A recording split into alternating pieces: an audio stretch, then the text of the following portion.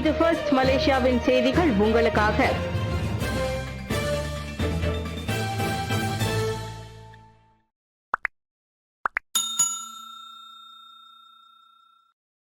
அடுத்த ஆண்டு கட்டாயம் உரிமம் பெற வேண்டிய 8 சமூக ஊடகங்கள் அடையாளம் காணப்பட்டன. 1998ஆம் ஆண்டு தொடர்பு பல்லுலக சட்டத்தின் கீழ் அடுத்த ஆண்டு கட்டாயம் உரிமம் பெற வேண்டிய 8 சமூக ஊடகங்களை அரசாங்கம் அடையாளம் கண்டுள்ளது. மெட்டா நிறுவனத்தின் வாட்ஸ்அப், ஃபேஸ்புக், இன்ஸ்டாகிராம், முன்பு ட்விட்டர் என அறியப்பட்ட எலன் மஸ்கின் எக்ஸ் தளம், கூகுள் நிறுவனத்தின் யூடியூப் ஆகியவை அவற்றில் அடங்கும். ஏனைய டெலிகிராம், வீசாட் மற்றும் டிக்டாக் ஆகும் என தொடர்புத்துறை அமைச்சர் ஃபாமி ஃபாட்சில் கூறினார். குறைந்தது 8 மில்லியன் பயனர்களை வைத்திருக்கும் சமூக ஊடகங்கள் உரிமத்திற்கு விண்ணப்பிக்க வேண்டும். அதன்படியே மேற்கண்ட சமூக ஊடகங்கள் அடையாளம் காணப்பட்டுள்ளன. மற்றபடி வேண்டுமென்றே அரசாங்கம் அவற்றை குறிவைக்கவில்லை என ஃபாமி தெளிவுபடுத்தினார். உரிமம் பெற வேண்டியதன் அவசியம் குறித்த புரிதலை வழங்குவதற்காக அமைச்சு மேற்கண்ட 8 சமூக ஊடகங்களுடன் தொடர்பில் இருப்பதாகவும் அவர் சொன்னார். சில நிறுவனங்கள் அப்புதிய விதிமுறைக்கு இணங்க மறுக்கின்றன. ஆனால் இந்நாட்டில் அவை ஈட்டும் லாபத்தை பார்த்தால் மலேசிய சட்டத்திட்டங்களுக்கு உட்பட மறுக்க அவற்றுக்கு நியாயமான காரணம் இருப்பதாக தமக்கு தெரியவில்லை என ஃபாமி கூறினார். உதாரணத்திற்கு மெட்டாவை எடுத்துக்கொண்டால் வெறும் விளம்பரத்தின் வாயிலாக மட்டுமே மலேசிய சந்தையில் ஆண்டுக்கு 2.5 பில்லியன் ரிங்கிட்டை அது சம்பாதிக்கிறது. 2 முன்னாள் குவாந்தானாமோ கைதிகளை போலீஸ் தொடர்ந்து கண்காணிக்கும். உள்துறை அமைச்சர் தகவல். குவாந்தானாமோ விரிகுடா தடுப்பு முகாமில் இருந்து தாயகம் திருப்பி அனுப்பப்பட்டுள்ள 2 மலேசியர்களின் நடமாட்டத்தையும் மற்றவர்களுடனான தொடர்பையும் போலீஸ் தொடர்ந்து கண்காணித்து வரும். மாவட்ட அளவில் இது மேற்கொள்ளப்படும் என உள்துறை அமைச்சர் டத்தோஸ்ரீ சைஃபுடின் நசுதியோன் இஸ்மாயில் தெரிவித்தார்.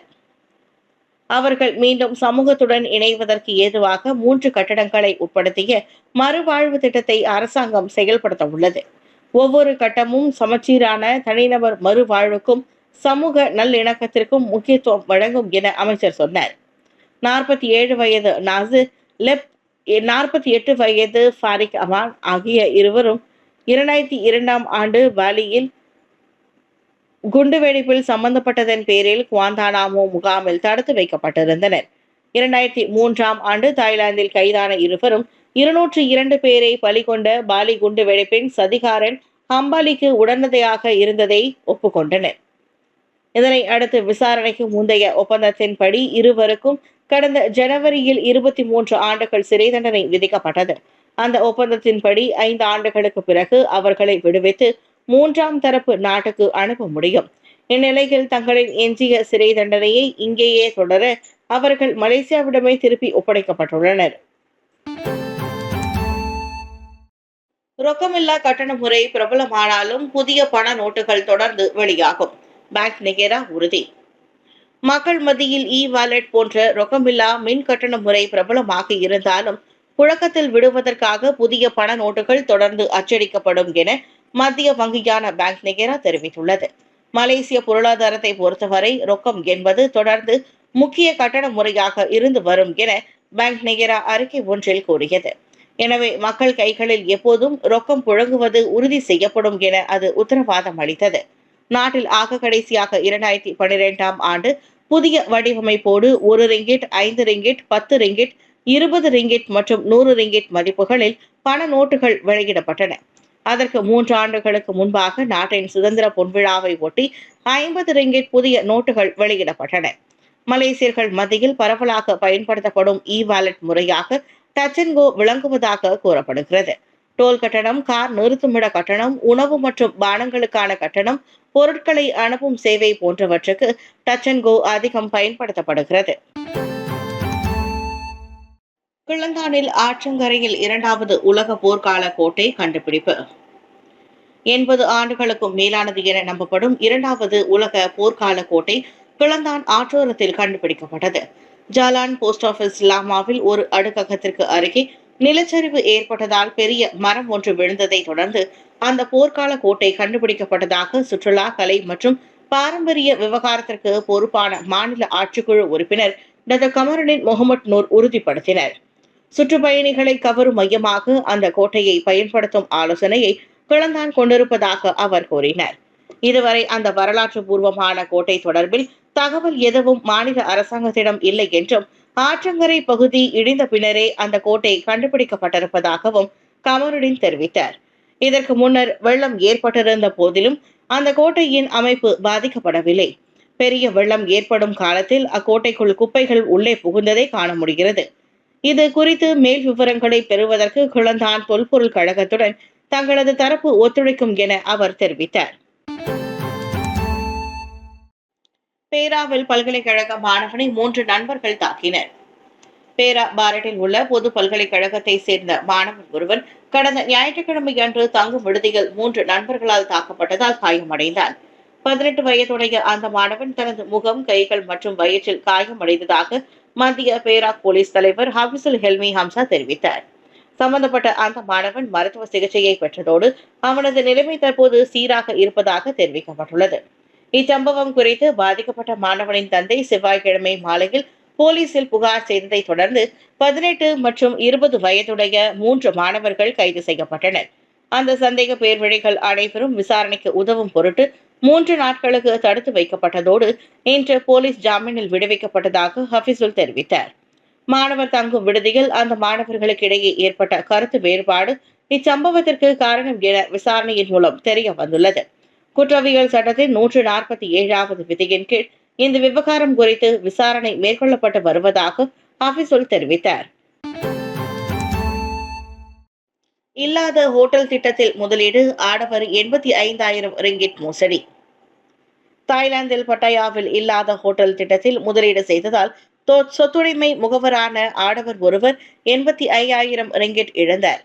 பாதிக்கப்பட்ட 37 வயதுடைய அந்த நபர் டெதர் வகை கிரிப்டோ கரன்சி வகை வடிவத்தில் 20,000 யூனிட் அமெரிக்க டாலருக்கு சமமான 85,000 ரிங்கிட் ஏமாற்றப்பட்டார் என தென் ஜொகூர் மாவட்ட போலீஸ் தலைவர் ரவுப் சலாமட் தெரிவித்தார்.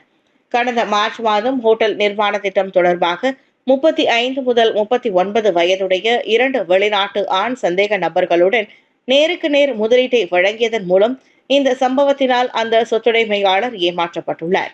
இதனைத் தொடர்ந்து அந்த சொத்துடைமை மேம்பாட்டாளர் ஜூலை 8 அன்று 20,000 USDT கிரிப்டோ கரன்சியை சந்தேக நபருக்கு சொந்தமான மற்றொரு கணக்கு உரிமையாளருக்கு மாற்றினார். இப்பணத்தை செலுத்திய பிறகு பாதிக்கப்பட்டவர்களுக்கு எந்தவித வருமானம் மற்றும் முதலீட்டு லாபம் கிடைக்காததை தொடர்ந்து தாம் ஏமாற்றப்பட்டதாக உணர்ந்து அவர் போலீசில் புகார் செய்துள்ளார். இதனிடையே 20,750 ரிங்கெட்டிற்கு மேல் ஏமாற்றப்பட்டதாக ஒரு சிகை அலங்கார நிபுணரிடம் இருந்து இல்லாத முதலீடு தொடர்பான மற்றொரு புகாரையும் காவல்துறை பெற்றதாக ரவுப் கூறினார். வாட்ஸ்அப் புலனத்தில் அதிகமான அறிமுகமான மற்றொரு நபரிடம் அந்த பெண் பணத்தை இழந்துள்ளார். ஆம்புலன்ஸ் வண்டியின் வழித்தடத்திற்கு தடையாக இருந்த SUV வாகனம் வைரலானது. வெளிநாட்டிற்கு செல்லும் விமானத்தை தவற விடாமல் இருப்பதற்காக ஆடவர் ஒருவர் தனது SUV வாகனத்தின் மூலம் ஆம்புலன்ஸ் வழித்தடத்திற்கு தடையாக இருந்த காணொலி வைரலானது. நேற்று ஜாலான் கிளாங் பந்திங்கில் நடந்த ஒரு சம்பவத்தில் 20 வயது மதிக்கத்தக்க இளைஞன் ஓட்டி சென்ற அந்த வாகனம் 3 முறை ஆம்புலன்ஸ் வண்டிக்கான வழித்தடத்தை தடுத்ததை வைரலான 59 வினாடிகளை கொண்ட காணொலியில் காண முடிந்தது. இரவு 9:45 மணி அளவில் நடந்த இந்த சம்பவத்தில் ஆம்புலன்ஸின் ஒலிபெருக்கியை பயன்படுத்தி வழிவிடுமாறு ஆம்புலன்ஸ் ஓட்டுநர் கோரிக்கை விடுத்த போதிலும் அதனை அந்த வாகன ஓட்டுநர் அலட்சியப்படுத்தியதும் கண்டறியப்பட்டுள்ளது. பந்திங் மருத்துவமனையில் இருந்து ஜென்ஜரோம் சுகாதார கிளினிக்கிற்கு அந்த ஆம்புலன்ஸ் வண்டி நோயாளியை ஏற்றி சென்ற போது அதற்கான வழித்தடம் மறைக்கப்பட்டது விசாரணையின் மூலம் தெரிய வந்ததாக கோலலங்கட் மாவட்ட போலீஸ் தலைவர் அக்மாலிசால் ஷடர்ஷி தெரிவித்தார். மேலும் அந்த SUV வாகன ஓட்டுநர் தனது வாகனத்தை ஆபத்தான முறையில் செலுத்தியுள்ளார். இரவு மணி 11:30 அளவில் அந்த வாகன ஓட்டுநரின் தந்தையை பந்திங் வட்டாரத்தில் போலீசார் அடையாளம் கண்டதாக அக்மால் ரிசால் வெளியிட்ட அறிக்கையில் தெரிவித்தார். KLIA அனைத்துலக விமான நிலையத்திற்கு செல்லும் அவசரத்தில் இந்த வாகனத்தை ஓட்டிய நபர் ஆம்புலன்ஸ் வண்டியை செல்வதற்கு தடையாக உள்ளதால் 1987ஆம் ஆண்டின் போக்குவரத்து சட்டம் 42 விதிமுறையின் கீழ் விசாரணை மேற்கொள்ளப்பட்டு வருவதாக அவர் கூறினார். 14 பேரை பலிகொண்ட நிலநடுக்கம் அனைத்துலக உதவியை நாடிய வனுவாத்து.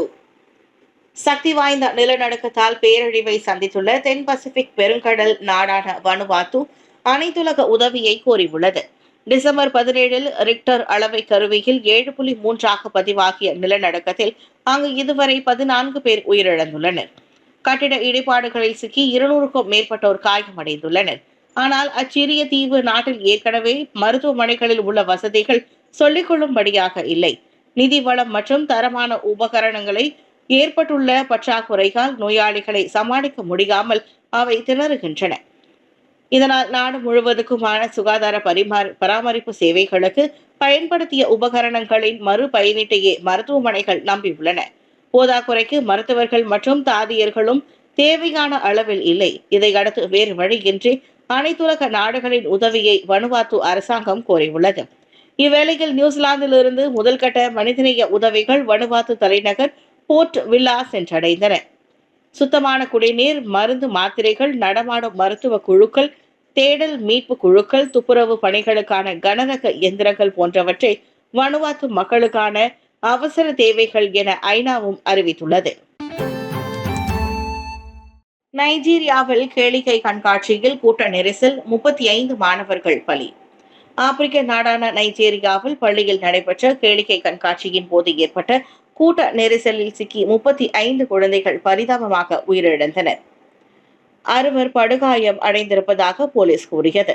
100க்கும் மேற்பட்ட மாணவர்கள் படிக்கும் அப்பள்ளியில் கிறிஸ்துமஸ் பண்டிகை மற்றும் ஆண்டு நிறைவை ஒட்டி நேற்று முன்தினம் கேளிக்கை விழாவும் கலை நிகழ்ச்சிகளும் நடைபெற்றன. அதில் மாணவர்களின் குடும்பத்தினரும் திரளாக பங்கேற்ற நிலையில் கிறிஸ்துமஸ் பரிசு பொருட்களை கொடுக்கவும் ஏற்பாடு செய்யப்பட்டிருந்தது. அந்நிகழ்ச்சியை காணவும் பரிசு பொருட்களை வாங்கவும் கூட்டம் அலை மோதியதில் பலர் மிதியுண்டு மூச்சு திணறியும் உயிரிழந்ததாக தொடக்கக்கட்ட விசாரணை தெரிவிக்கிறது. இதையடுத்து விசாரணைக்காக 8 பேர் கைதாகியுள்ளனர். கண்காட்சி ஏற்பாட்டுக்கான முதன்மை நிதி ஆதரவாளரும் அதில் அடங்குவார்.